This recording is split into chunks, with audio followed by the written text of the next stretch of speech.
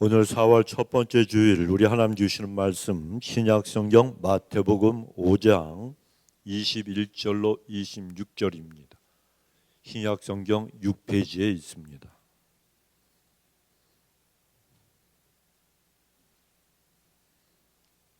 마태복음 5장 21절로 26절.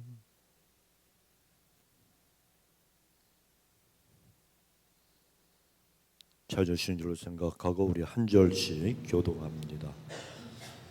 옛사람에게 말한 바 살인치 말라. 누구든지 살인하면 심판을 받게 되리라 하였다는 것을 너희가 들었으나 나는 여호와에게 이르노니 형제에게 구하는 것마다 심판을 받게 되고 형제를 대하여 말하는 자는 공의에 잡히게 되고 이러한 놈이라 하는 자는 지옥불에 들어가게 되리라.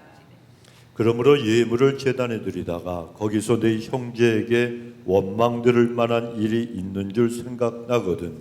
예물을 제단 앞에 두고 먼저 가서 형제와 화목하고 그 후에 와서 예물을 드리라. 너를 송사하는 자와 함께 길에 있을 때 급히 사화하라.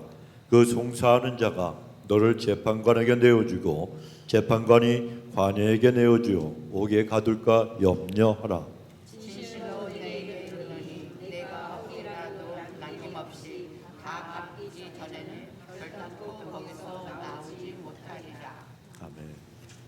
자, 우리 하나님 어떠하신 분인가? 우리 한번 믿음으로 크게 오른손을 드시고 선포합시다. 시작.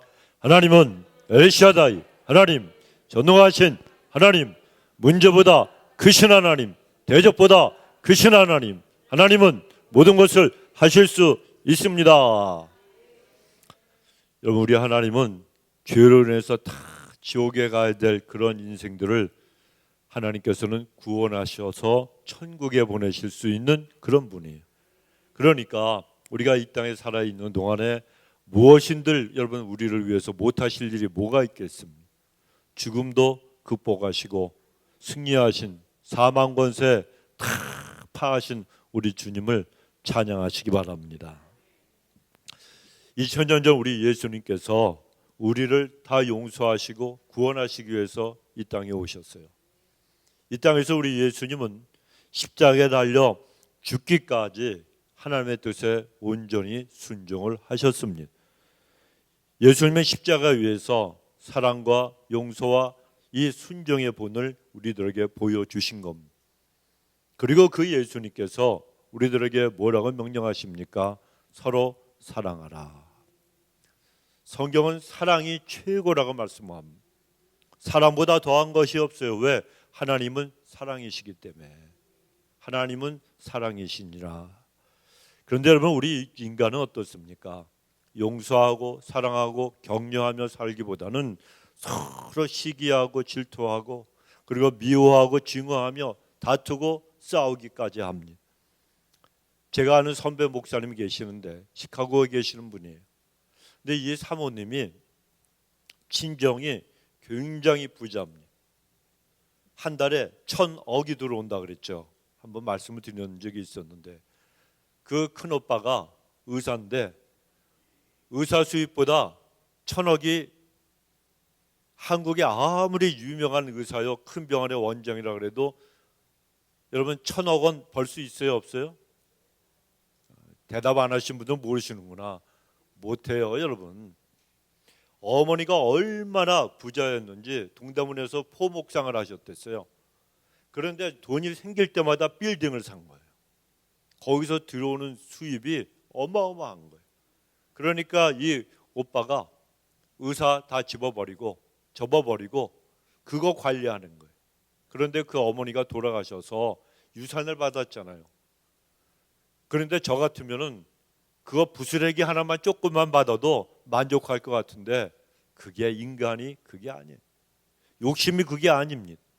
어머니가 자녀들에게 유산을 많이 남겨주었는데도 불구하고 그 의사였던 그 큰오빠하고 남동생이 서로 조금 더 많이 가지려고 매일매일 다투고 싸우기 시작하는데 아니 이 형제들이 어머니가 돌아가신 그 다음부터 서로 미워하고 나중에는 막 원수가 돼가지고 상종도 안 하는 거예요.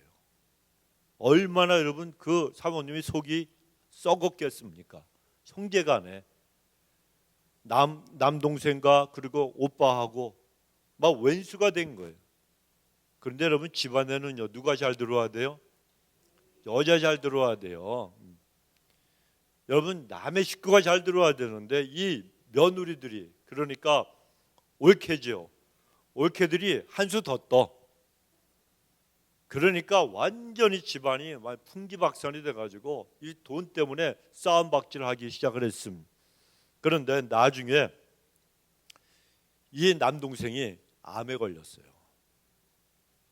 암인데 한국에서 그 비타민 C로 유명한 이 암흑의 그 박사가 있잖아요. 암에 굉장히 좋은 주사가 있대요. 비타민 C를 고용량으로 어마어마한 용량으로 주사를 맞는데 이게 한 대에 얼마 안 해요. 10,000불밖에 안 해요. 1,000만 원. 지금 시세로 한 1,400만 원, 1,500만 원 되죠. 효과가 있다 그래가지고 이걸 맞았는데 아무 효과가 없었어요. 그래서 이제 돌아가시기 직전에 큰 오빠가 온 거예요. 와서 내가 잘못했다고. 그러니까 그 동생도 또 형님 내가 잘못했습니다. 죽기 바로 직전에 서로 화해하고 부둥켜하고 울면서 서로 화해를 했다는 거예요. 저는 그 사모님한테 그 얘기를 듣고요. 어떤 생각이 드는가 하면 좀 진작 그러지. 어차피 그럴 걸. 진작 좀 그러지. 여러분 진작 화해했으면 얼마나 여러분 좋았겠습니까? 그까지 유산 여러분 그 자기들이 받은 그 유산도 엄청난 거예요. 그런데 그 많은 예산이 엄청난데 조금 더 차지하려고 형제들끼리 그냥 싸우고 그냥 얼마나 여러분 안타까운 일입니까? 그 돈 때문에. 그래서 여러분 인생은요 세월이 아까운 걸 알아야 돼요. 형제끼리 손잡고 같이 기도하고 사랑하고 이렇게 살아야 되는데 이것을 못하고 서로 미워하며 살았으니 얼마나 아까운 시간들 갖다 다 그냥 아무런 보람 없이 여러분 허송세월한 거 아닙니까? 여러분 인생은요 정말 짧다는 거 우리가 알아야 됩니다. 정말 짧습니다. 사랑하고 살기에도 짧은 것이 우리 인생이라 그러지 않습니까? 우리들 시간이에요. 그 짧은 인생길에서 사랑하지 못하고 미워하고 싸우고 살아가면 내가 그 악한 싸움, 나쁜 싸움에서 이겨도 내 마음에 큰 상처와 흔적을 남게 되고 나중에는 자기도 멸망당하게 되고 만다는 겁니다. 여러분 우리 그리스도인들은 이런 미움을 극복하고 사랑으로 화해의 길을 걸어가는 믿음의 사람들이 반드시 되어야 합니다. 이것이 바로 하나님의 은혜를 받는 길이요 하나님의 축복을 받는 비결이라는 거예요. 하나님은 여러분 히브리서 12장에 보면 은혜 받으라 그랬어요. 은혜 받으라고. 하나님 앞에 하나님을 예배하고 경배하고 의지하고 사랑하는 사람들은 하나님의 은혜를 받아야 돼요. 우리는 이 은혜를 받으려면 용서하고 사랑하고 살아야 되고 내 마음속에 있는 미움의 뿌리들을 전부 뿌리 뽑아야 되는 거예요. 특히 섭섭한 게 들어왔을 때 여러분 조심하시기 바랍니다. 이 섭섭한 거 바로 물리치지 않으면 미움의 그 뿌리가 생겨서 이게 쓴뿌리가 되어서 밑으로 그냥 계속해서 내 영과 심령을 좀먹는 거예요.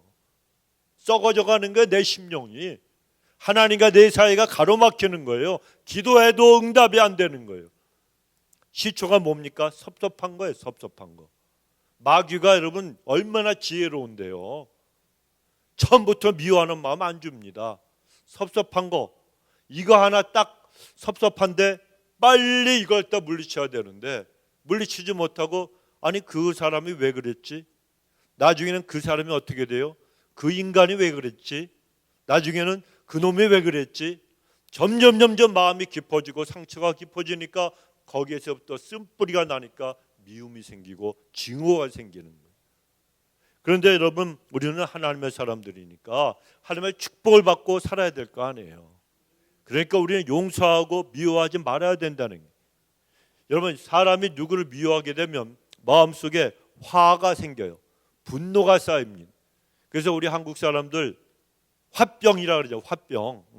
분노가 쌓이면 화병이 생기는 거예요. 자, 그런데 이 화병이 생기면 누구 손에?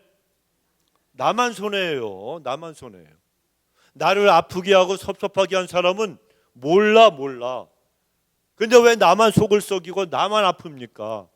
여러분, 이 분노가 쌓이면요, 정말 내 건강이 나빠지는 거예요. 정신 건강, 육신의 건강 다 나빠지는 거예요. 우리 현대인들이 건강 따지지만 우리 사람의 그 건강을 해치는 대적들이 있습니다. 원수들이 있습니다. 첫째는 과식. 너무 많이 먹으면 안 돼요, 여러분. 저도 어저께 저녁에 과식을 했어요. 그런데 이 과식, 그 다음에는 불안한 거, 마음이 두렵고 막 불안한 거, 또 스트레스, 그리고 분노, 바로 이런 것들입니다. 또 과로도 있어요. 그런데 그 중에서 제일 나쁜 큰 대적은 뭐냐? 분노라고 합니다. 분노. 여러분, 우리가 살고 있는 현대 사회는 경쟁 사회잖아요. 얼마나 경쟁이 여러분 가득합니다. 정말 곳곳에서 심한 경쟁 속에서 우리 사람들은 살아가고 있습니다. 그러니까 경쟁 속에서 살아가니까 뭐가 생겨요? 갈등이 생길 수밖에 없는 거예요. 갈등이 생겨요. 그러다 보니까 분노가 마음속에서 가득한 사람들이 자꾸만 늘어난다는 겁니다. 한국에서는 그래서 여러분 잘 아시는 말씀이 있죠. 가정에서 고부간의 사이가 나쁘잖아요. 얼마나 이 고부간의 시어머니와 그리고 며느리의 사이가 갈등이 심한지 며느리가 제일 싫어하는 음식이 뭐라고요? 시금치. 금방 아시는 분들은 아마 좀 문제가 있는 것 같아. 시자만 들어가면 다 싫어. 시자만 들어가면. 또 며느리, 그 시어머니가 싫어하는 건 뭐예요? 몇 자 들어가는 거. 멸우치. 아주 싫다는 거예요. 물론 누군가가 꾸며낸 얘기지만 그만큼 고부간의 갈등. 근데 미국에서는 보니까 시어머니하고 며느리는 사이는 괜찮은 것 같은데 이 미국은 또 사위하고 장모 사이가 나쁜 것 같아. 참, 그러니까 장조림 싫어하는 것 같고. Anyway, 여러분 인생이 늘 이렇게 가족 간에도 이런 문제가 생길 수가 있다는 겁니다. 여러분, 이런 미움들이 있으면요, 갈등이 있으면 하나님이 주시는 가정의 축복을 가로막고 자신의 건강도 해치는 결과를 초래하게 된다는 겁니다. 아기가 여러분 얼마나 이쁩니까? 갓난 아기가, 젖먹이 아기가. 그런데 엄마가 마음에 분노를 품고 이 젖을 갖다 먹이게 되면 엄마가 속이 상해가지고 어떤 일 때문에 아기가 젖 달라 그러니까 갈 수 없어서 아기한테 젖을 먹이는데 그 아기는 반드시 탈이 나게 돼 있다는 거예요. 배탈이 난다는 거예요. 그뿐 아니라 신장, 이 키드니가 나쁜 사람들 인공 신장을 달잖아요.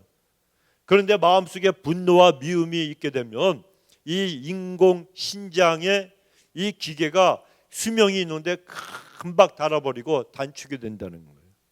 그러니까 얼마나 여러분 우리 마음속에서 있는 미움과 분노가 우리의 몸을 죽이고 영혼을 죽이는지 모릅니다. 축복의 길도 가로막는 거예요. 그런데 오늘 본문에 보면 우리 예수님께서 10계명 중에 제6계명 살인하지 말라는 이 계명을 새롭게 해석해서 우리들에게 가르쳐주고 계십니다. 21절 22절에 보면 살인하면 심판을 받지만 더 나아가서 형제에게 노해도 분노해도 욕을 해도 심판을 받고 지옥불에 들어간다, 이렇게 말씀합니다. 이 말씀은 다른 사람들에게 화를 내고 욕하는 것은 간접적으로 살인하는 것인데 그렇게 간접 살인을 하면 자신이 먼저 심판을 받아서 비참하게 죽게 된다는 그런 뜻입니다. 즉 다른 사람들에게 화내고 미워하는 것은 스스로를 자멸시키는 일이라는 거예요. 여러분 지금 이 세상에는요, 국가 간에, 민족 간에, 인종 간에, 계층 간에, 그리고 세대 간에 수많은 갈등과 반목과 상처가 넘쳐나고 있습니다. 이런 갈등과 이러한 마음 속에 있는 미움들, 이런 것들이 난무한 이 시대에 우리 하나님의 백성들만큼은 화목한 사랑의 빛을 온 세상에 비추는 삶을 살아가야 될 책임이 있는 거예요. 우리가 있는 곳에 갈등이 물러나야 돼요. 평화가 임해야 됩니다. 하나님의 사람들이 있는 곳에는 믿음으로 하나님 앞에 말씀을 붙들고 순종할 때에 미움이 물러가고, 그리고 용서가 싹 트여야 되고, 상처들이 치유가 돼서 온 세상에 모든 사람들에게 이 사랑이 충만한 역사가 일어나야 한다는 것입니다. 그렇기에 우리가 하나님 앞에 쓰임받기 위해서 우리에게 필요한 신앙이 있어요. 그냥 예수만 믿는 게 아니고 반드시 신앙생활에 필요한 것이 있습니다. 첫째는 균형이 잡힌 신앙이 우리에게 있어야 한다는 거예요. 신앙생활도 균형이 잡혀야 돼요, 여러분. 여러분 생각해 보십시오. 오늘날 이 세상에 수많은 갈등이 있잖아요. 그 중에서 우리 믿음의 사람들에게 가장 뼈아픈 갈등 중에 하나가 무엇인가 하면 교회 내에 일어나는 갈등과 분열입니다. 그런데 교회 내에서 일어나는 싸움과 갈등은 믿음이 별로 없어요. 나는 초신자예요. 이런 사람들이 그런 문제를 일으킬 때가 있습니까? 없습니까? 거의 없어요. 어떤 사람들이 문제를 일으키느냐, 어떤 사람들 때문에 갈등이 일어나느냐, 대개가 앞장서서 교회 일을 열심을 가지고 하는 사람들이 자기를 절제하지 못하는 거예요. 내가 누군데 나만큼 열심히 교회 일을 하는 사람이 있으면 나와보라 그래. 그러면서 자기가 중심이 되니까 갈등과 그리고 문제를 갖다가 일으킬 때가 있다는 겁니다. 반목의 주인공, 주범들이 그런 사람들이에요. 제가 한번 말씀드린 적이 있었습니다. 한 독일 목사님이 미국에 왔다가 그 친분이 있는 미국 교회를 갖다 방문했습니다.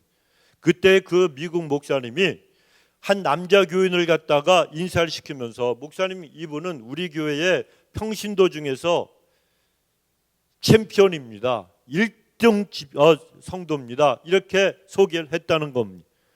나중에 이제 독일 목사님이 아까 얘기했던 그 말이 무슨 뜻입니까? 무슨 말입니까? 조용히 물어봤습니다. 그랬을 때 그 미국 목사님이 아까 그 성도님은 매일 저녁 교회에서 지내면서 기도하고 봉사하는 분입니다.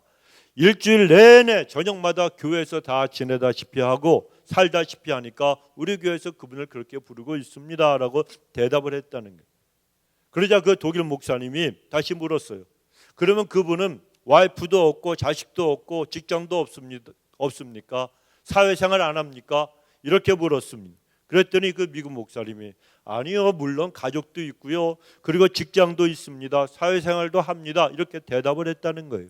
그러자 그 독일 목사님이 그렇다면 그분은 1등 성도는 아니네요, 챔피언이 아니네요, 이렇게 대답을 해 주었다는 겁니다. 여러분, 주님의 일과 교회 일에 열심을 내지 말라는 이야기가 아니에요. 우리는 여러분 하나님의 나라와 의를 먼저 구하는 심령으로 주의 몸된 교회 일을 열심히 해야 됩니다.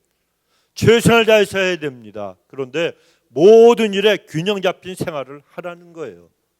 가정사역 중요한 거예요, 여러분. 그래서 교회만 와서 살지 마세요. 그러면 또 어떤 분은 또 아니 이게 무슨 말인가, 밤마다 교회 와서 있다가 여러분 남편들 밥 해주고 교회 와가지고 밤 12시에 가버리면 어느 남편이 좋아하겠습니까? 혹시 우리 와이프가 그러면 나는 할렐루야 한번 손들어 보세요. 그런 분이.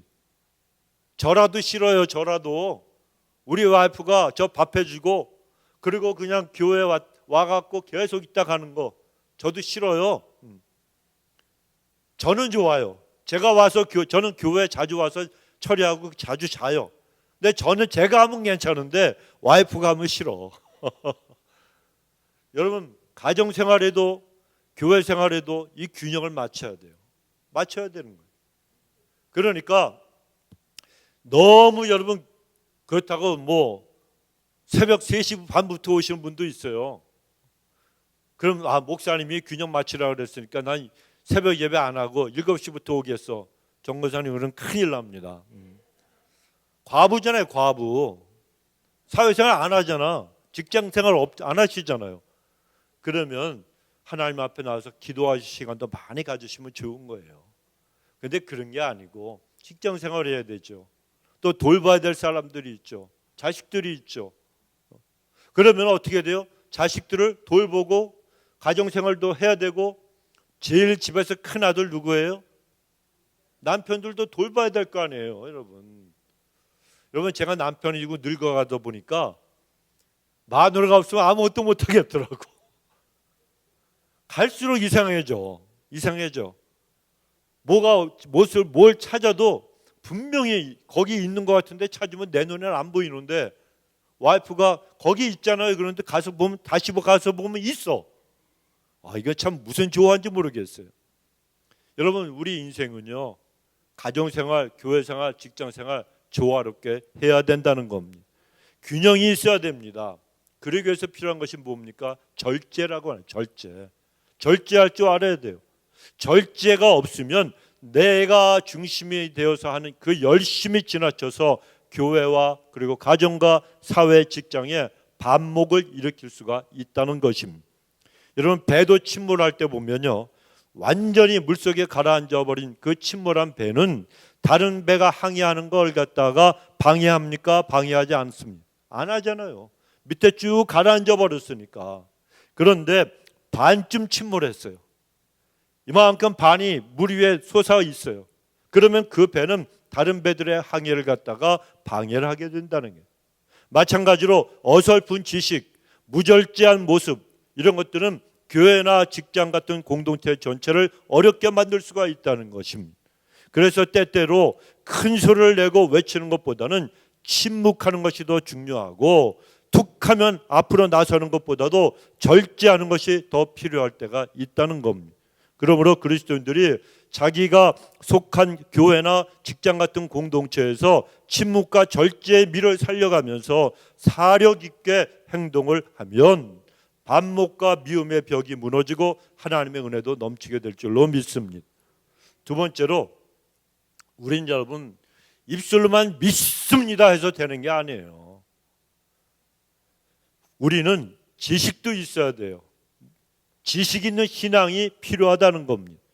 여러분, 우리 기독교는요, 지식이나 아니면 이성보다는 믿음을 더 중요시하잖아요.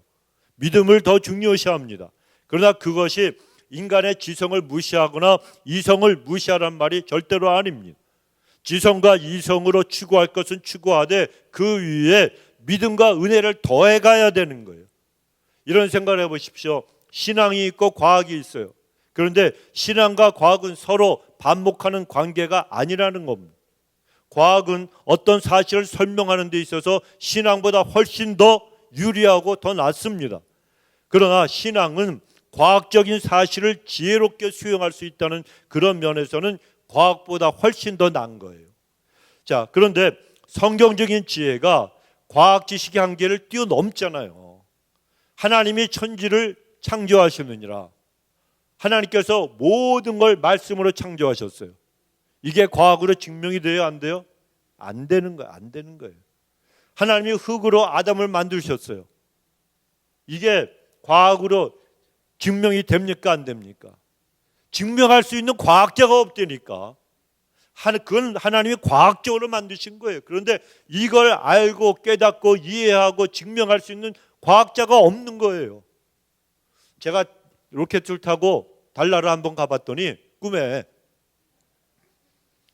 우주에 태양이 있고 달이 있고 금성, 토성, 목성, 수성, 화성, 또 무슨 성성성, 김일성 이렇게 쫙 있잖아요. 성이 별들이 있잖아요. 제가 보니까 다 동그랗더라고. 그렇죠? 안 가봐서 모르시나 봐. 하늘에 달려있는 별들이 거의 대부분이 다 동그래요. 근데 제가 보니까 위에 줄이 이렇게 있더라고요. 이런 식으로 줄이 있어요. 태양은 너무 크니까 아주 쇠 파이프가 내려와가지고 딱 붙들고 있더라고. 그래서 공중에 서 있어요. 맞아요? 틀려요? 틀리죠. 안 가봐도 우리는 알잖아요. 지구 위에 줄이 매달려 있습니까? 없어요. 그냥 떠 있는 거예요. 그냥 이게 돌아가요, 안 돌아가요? 돌아가잖아요. 하루에 한 번씩 돌아요. 하루 한 번씩 이렇게 돌면서 자전이라 그러죠. 그 다음에 돌아서 태양 주위를 돌아가지 않습니까? 또 우리가 이렇게 도는데 달도 우리를 돌아 또 이렇게 돌아요. 이 어마어마한 규모가, 이게 무슨 태엽을 감는 것도 아니고 배터리가 있는 것도 아니고, 한국말로는 배터리, 재떨이는 영어로 제러리. 이게 무슨 기계로다가 딱딱딱 맞춰서 조합을 이런 것도 아닌데 이렇게 돼 있어요. 그냥 떠 있어요. 공중에, 우주 공중에. 누가 하신? 하나님이. 이걸 어떻게 인간이 여러분 과학으로 증명할 수가 있습니까? 없는 거예요. 그렇기 때문에 우리는 성경적인 지혜는, 성경의 말씀은, 성경의 지식은 모든 과학 지식의 한계를 넘어선다는 걸 알아야 됩니다. 그러나 그렇다고 해서 과학을 완전히 무시하면 되느냐? 절대로 그렇지가 않습니다.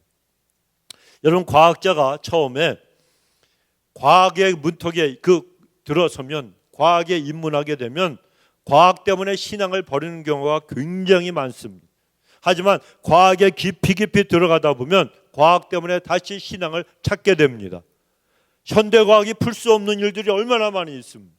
그런 미스터리들 때문에 인간과학의 한계가 있다는 것을 인식을 하고 그 다음부터는 신앙심이 생기기 때문에 과학자들이 처음에는 과학적으로 이게 안 맞아, 증명이 안 돼 이러면서 신앙을 갖다가 버리다가 나중에 깊게 들어가다 보면 이거는 도저히 과학이 맞지 않는구나.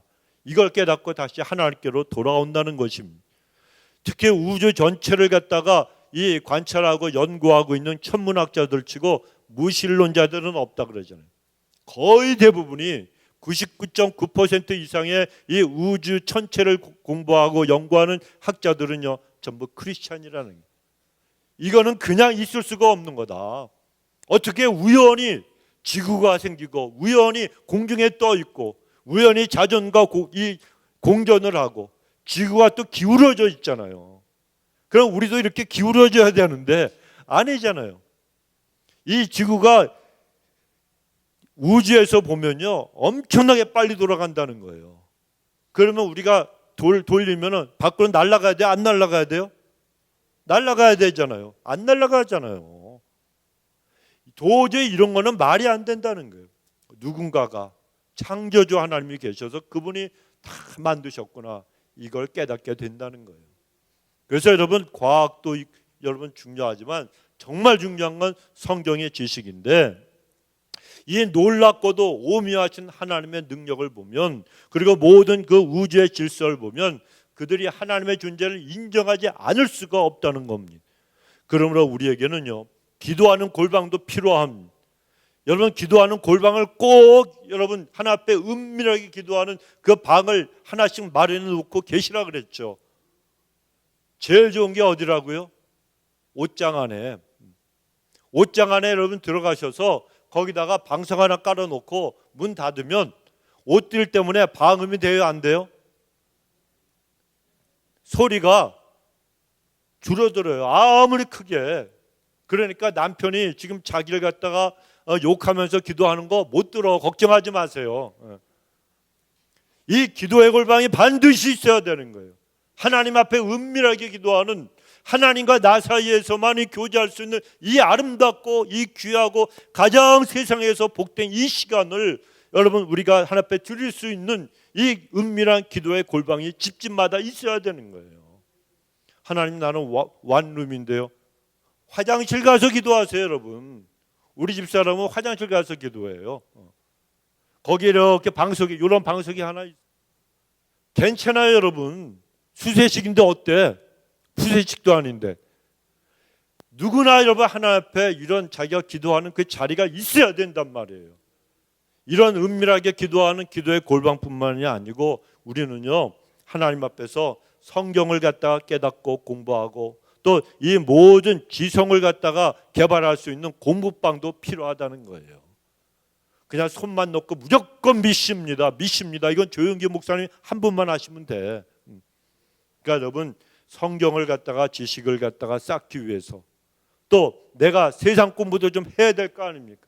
세상에 지금 어떻게 돌아가는 걸 알아야 이 시대가 어떤가를 분별할 수가 있으니까 여러분 지성도 개발하고 지식도 쌓고 유튜브 여러분 엉뚱한 거 보지 마시고 말 같지도 않은 유튜브 같은 거 보지 마시고 진짜 중요한 유튜브를 틀어보면요 정말 좋은 말씀들도 많이 있잖아요. 좋은 말씀들도 많이 있고 그 대신 다른 건 보지 마세요. 성경은 지금까지 잘못 해석이 되어갖고 이건 잘못됐습니다라고 하는 은퇴한 목사님들이 하는 유튜브 같은 건 보지도 마세요. 자기들이 현역으로 들 때 뭐하고 이제 와서 그래. 지금까지 잘못 번역되었습니다. 지금까지 이걸 모르고 있었습니다. 자기만 아는 것처럼 전부 여러분 그거는 노추라 그래요. 늙어서 추한 거예요 그거. 그거 잘못된 게 많아요. 그러나 젊고 싱싱한 목사님들이 있잖아요. 나도 아직 젊었어요. 그런 말씀들, 좋은 말씀들도 있고 성경을 잘 해석하는 것들도 있고 은혜로운 간증들도 얼마나 많습니다. 새롭게 하소서. 새롭게 하소서. 이런 것도 얼마나 좋아요.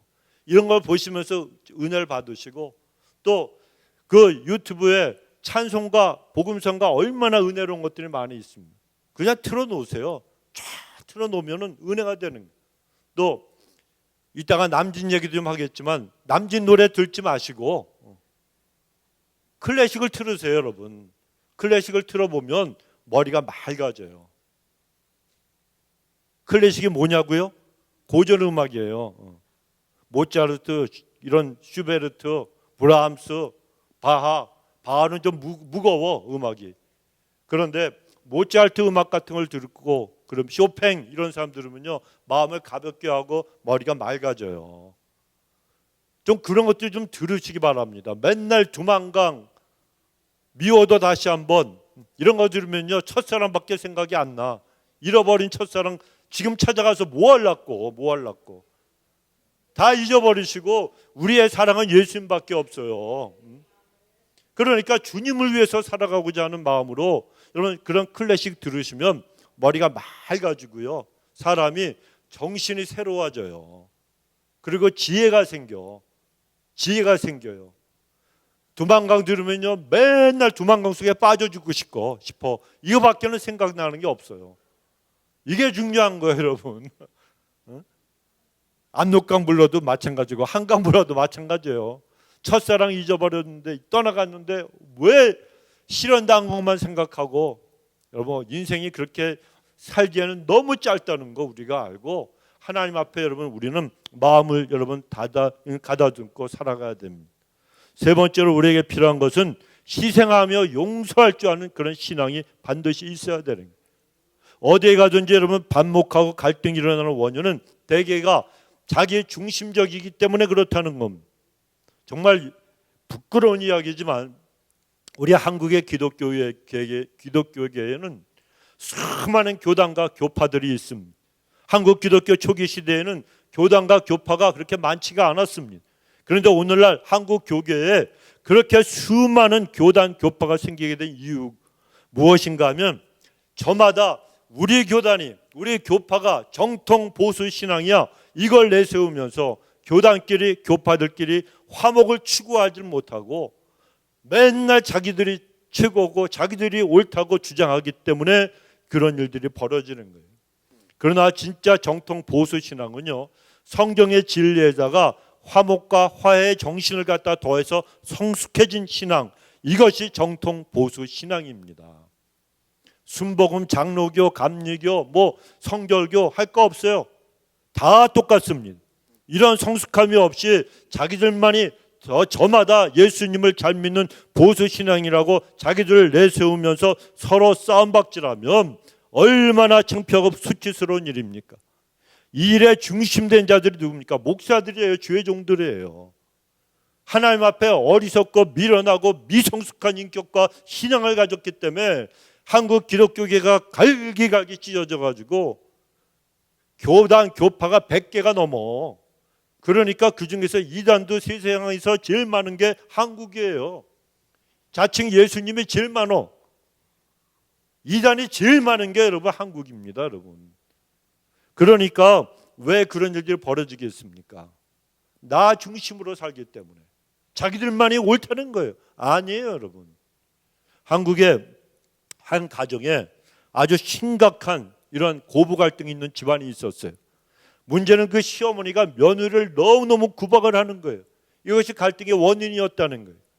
아까 제가 처음에 말씀드렸던 그 1,000억대는 제가 그 아는 시카고 사모님의 그 큰오빠의 올케, 그러니까 부인이죠. 이 사람이 정동교회 권사님이고 성가대원이에요. 그런데도 그런 짓을 하는 거예요.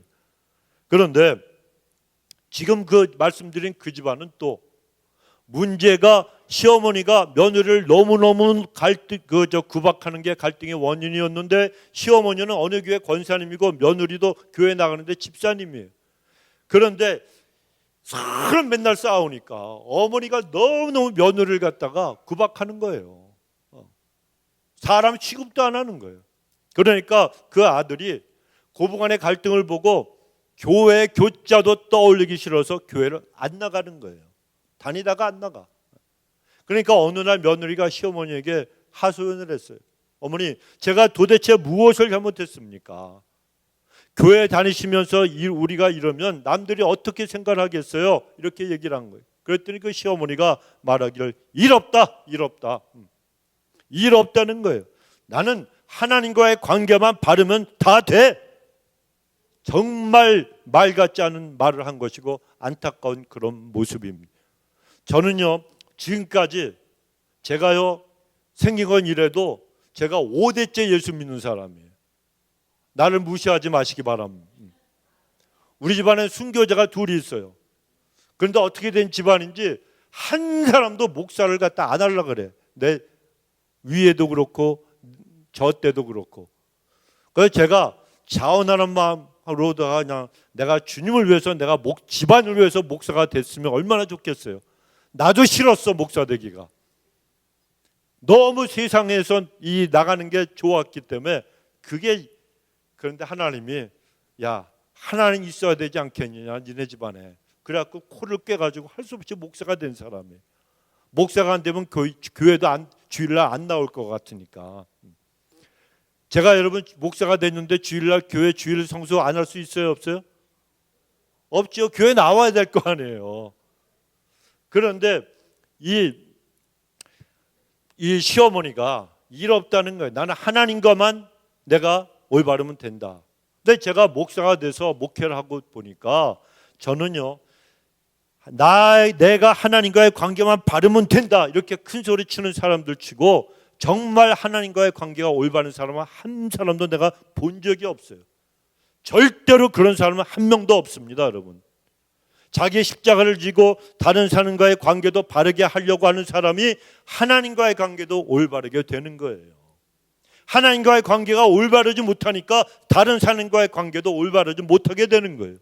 여러분, 우리가 인간관계에서 생기는 갈등과 반목을 푸는 최고의 길은 나를 죽이는 거예요. 자기를 죽이는 십자가의 그 신앙밖에는 없다는 것입니다. 그러나 이것이 쉽지가 않잖아요. 그럼에도 내 자신을 십자가에서 부인하고 못 받고 그리고 내가 십자가를 힘껏 지려고 하면 결국에는 그런 모습이 갈등과 반목이 난무하는 이 세상을 아름답게 만드는 초석이 되어진다는 것입니다.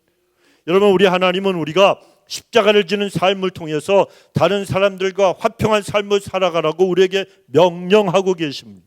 그리고 우리가 모든 미움과 섭섭함, 억울함 이런 것들을 십자가에 못 박아버리고 다른 사람들과 화평하게 되면 그때 하나님과의 관계도 비로소 올바르게 되어지고 하나님과의 관계도 화평을 이루게 되어지는 겁니다.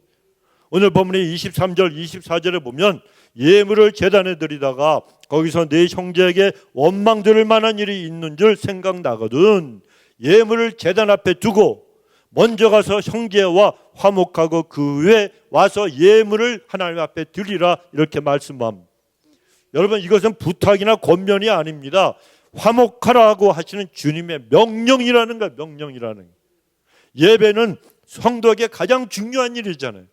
우리가 하나님 앞에 예배 드리는 것만큼 중요한 일이 어디 있습니까? 그런데 하나님은 예배보다 먼저 해야 할 일이 뭐냐? 다른 사람들과 화목하는 일이라고 우리에게 명령하고 계시는 거예요. 이 말씀을 통해서 용서하고 화해하는 삶이 얼마나 중요한가 우리는 이것을 갖다가 배워야 합니다. 그러므로 성도 여러분, 서로 사람을 갖다 미워하지 마시기 바랍니다. 혹시라도 미워하는 사람이 있으면 즉시 용서하고 화해하시기 바랍니다. 그래야 여러분이 드리는 예배가 하나님 앞에 연락되는 그런 예배가 되어진다는 거예요. 이건 제가 하는 말씀이 아니에요. 오늘 성경 본문에서 그렇게 말씀하지 않습니까? 여러분, 기도도 마찬가지입니다. 기도할 때 미움과 원한에 사무쳐서 몸부림치면서 기도하면 하나님께서 여러분 그 몸부림을 보면서 불쌍히 여기시겠습니까? 그 기도 들어주시겠습니까? 아니지 않습니까? 여러분, 그런 기도는 하나님 앞에 상달이 되지도 않는 거예요. 미움이 없는 깨끗한 마음으로 기도해야 하나님께서 그런 기도도 기쁘게 받아주신다는 겁니다. 그러므로 용서와 행복은 언제나 정비례한다는 걸 우리가 기억을 해야 합니다. 용서하면 내 마음에 평안이 찾아와서 내가 행복해지는 거예요. 그래서 내가 용서하는 것이 커지면 내가 누리는 행복도 커지게 됩니다. 그러므로 인생을 행복하게 살아가려면 내 삶 속에 용서와 감사가 넘쳐야 합니다. 인간관계에서 자꾸만 갈등과 문제가 생겨나는 이유는 나에게 용서와 감사가 부족하기 때문에 그런 일들이 벌어지는 거예요. 그러나 그 사실을 잘 알아도 용서하고 화목을 이루는 삶이, 그것을 실천하는 것, 이게 정말 쉽지가 않다는 겁니다. 여러분, 나 자신에게 큰 피해를 입히고 그리고 큰 상처를 준 사람을 어떻게 쉽게 용서할 수가 있습니까? 저도 그거 쉽지가 않아요. 누구나 다 마찬가지입니다. 그러나 그때에 제가 비결을 알려드릴게요.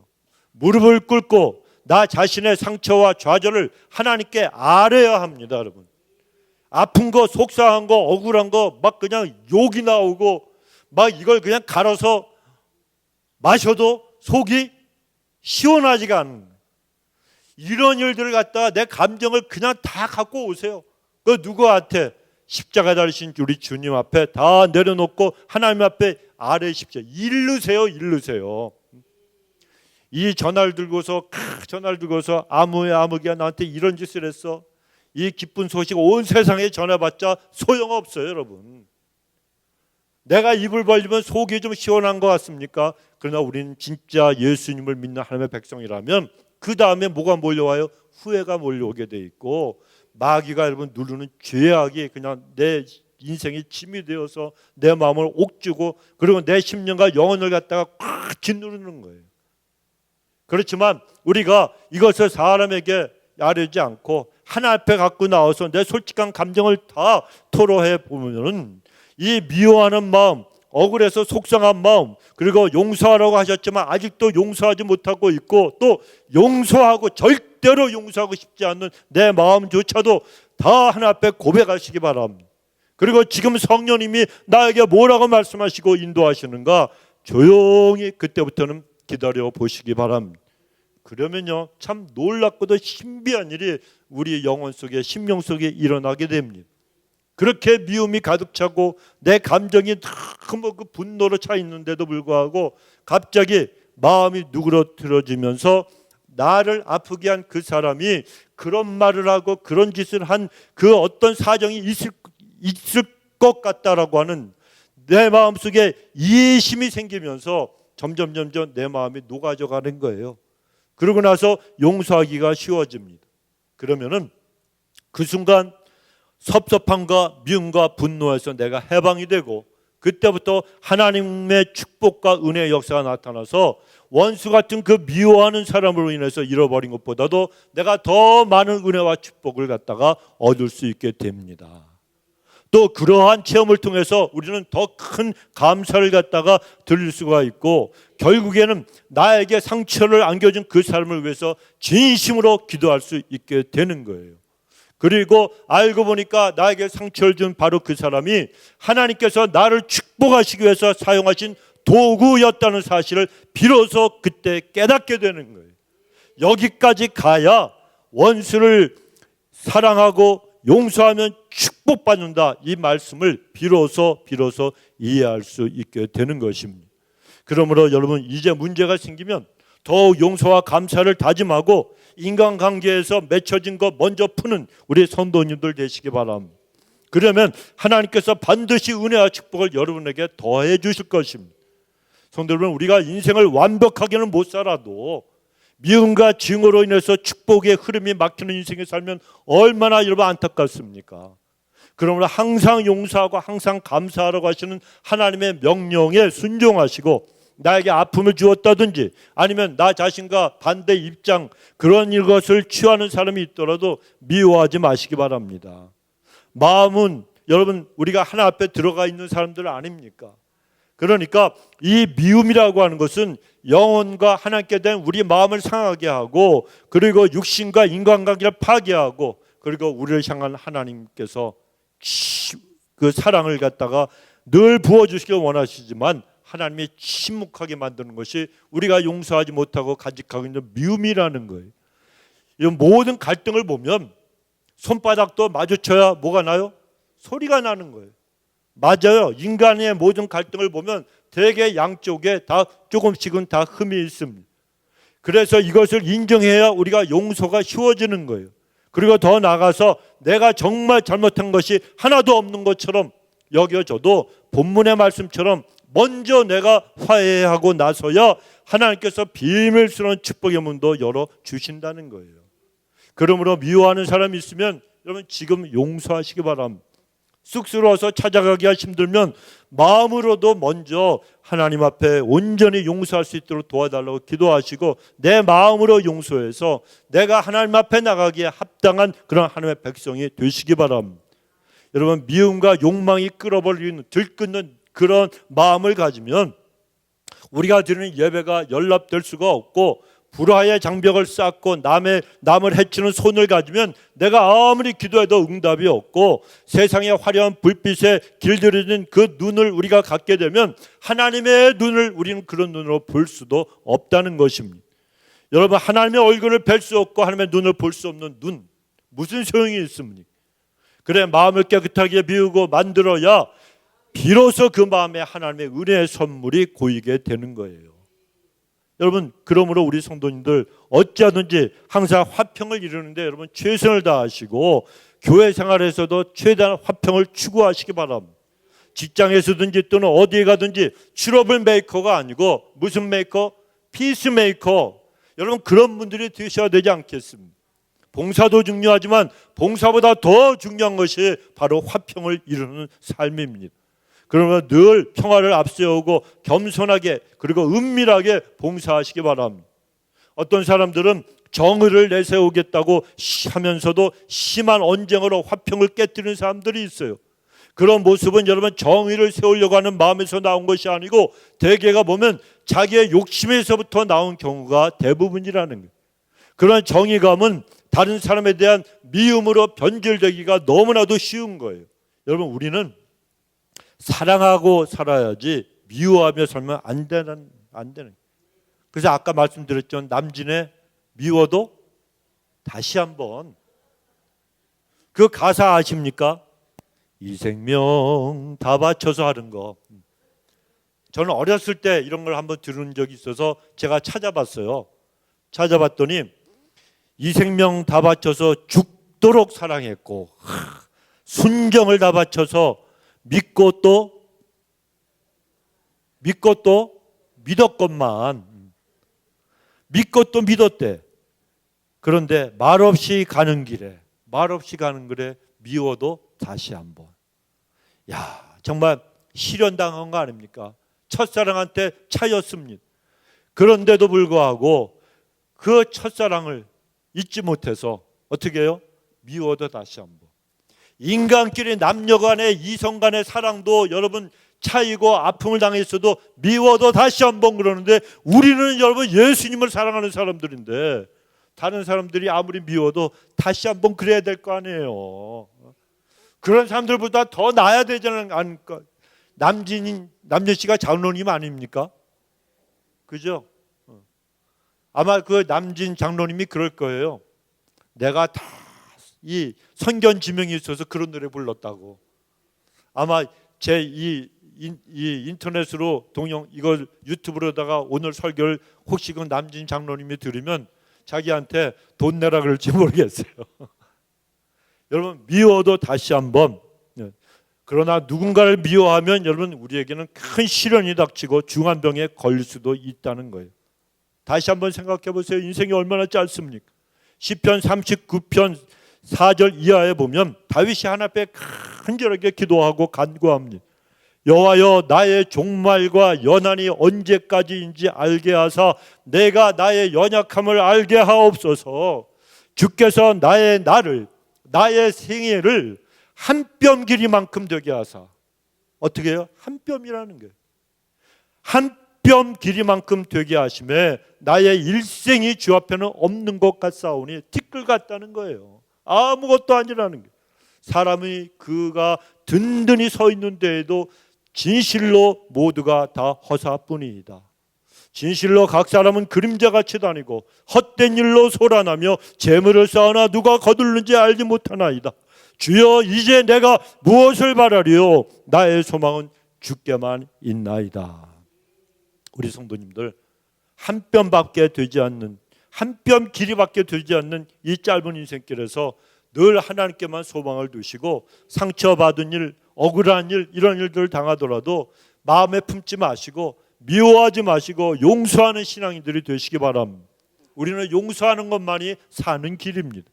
그저 넉넉한 마음으로 여러분 미움과 증오를 다 버리시고 용서하고 감사하면 남은 인생 우리는 행복하게 살아갈 수가 있습니다. 그러므로 균형 잡힌 신앙, 지성 있는 신앙, 희생과 용서하는 신앙으로 하나님과 먼저 화목을 이루시고 사랑과의 관계도 여러분 화목을 이루셔서 용서와 감사로 힘을 얻으시고 지혜와 명철도 얻으셔서 찬란한 행복한 축복의 문을 활짝 열어가시는 복된 분들 다 되시길 주의 이름으로 축원합니다. 네, 기도하십시다. 좋으신 우리 하나님 감사합니다. 하나님을 사랑하고 하나님 앞에 주신 그 귀한 믿음을 가지고 오늘도 하나님 주의 전으로 발걸음을 옮겨 하나님 앞에 모든 걸 맡기고 기도하게 하시고 예배하게 하시니 감사합니다. 그러나 하나님, 오늘 이 시간에 다시 한번 주의 말씀을 저들이 받습니다.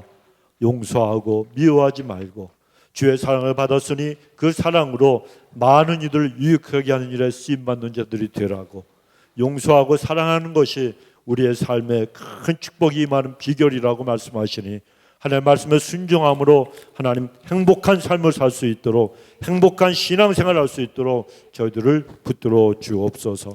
감사드리옵고 예수님의 이름으로 기도드리옵나이다. 아멘.